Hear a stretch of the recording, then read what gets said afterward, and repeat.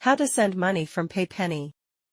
To send money using Paypenny, follow these general steps. Specific options may vary slightly based on the app version and your country.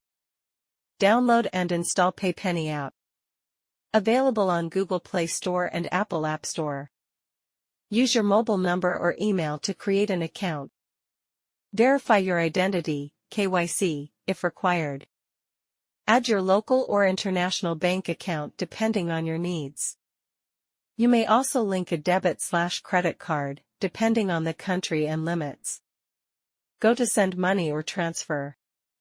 Choose the recipient's country. Add their name, bank details, IBAN/account number, or Paypenny ID if applicable. Choose the currency and amount to send. Review exchange rates and transfer fees, if any. Choose your payment method, bank transfer, card, etc. Confirm the transaction. You'll receive a confirmation and transaction reference number. You can track the status from the app dashboard.